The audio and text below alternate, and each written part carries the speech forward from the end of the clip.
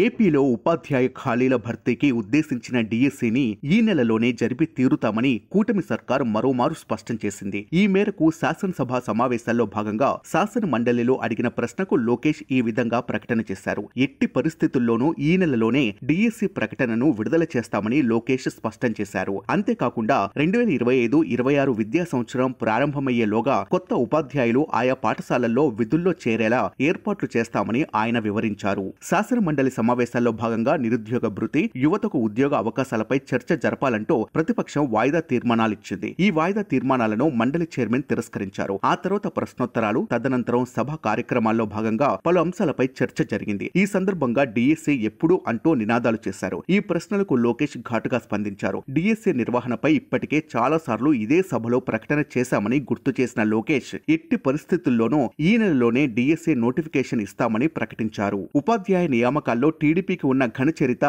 ఏ ఒక్క పార్టీకి లేదని కూడా ఆయన తెలిపారు. 1994 నుంచి ఉమ్మడి తెలుగు నేలలో 2,60,184 ఉపాధ్యాయ పోస్టులు భర్తీ కాగా అందులో టీడీపీ హయాంలోనే 1,80,272 పోస్టులు భర్తీ అయ్యాయన్నారు. అంటే ఇప్పటిదాకా భర్తీ అయిన టీచర్ పోస్టుల్లో 70% తాము ఇచ్చినవేనని లోకేష్ గుర్తు చేశారు. లోకేష్ ఈ విధంగా ప్రకటించడంతో నిరుద్యోగ యువతలో ఉత్సాహం వచ్చింది. వచ్చే విద్యా సంవత్సరం ప్రారంభమయ్యేటప్పటికీ విధుల్లో చేరేలా చూస్తామని లోకేష్ చెప్పడంతో ఎంత ప్లానింగ్ లో ఉన్నారో అర్థమవుతోందని అభినందిస్తున్నారు.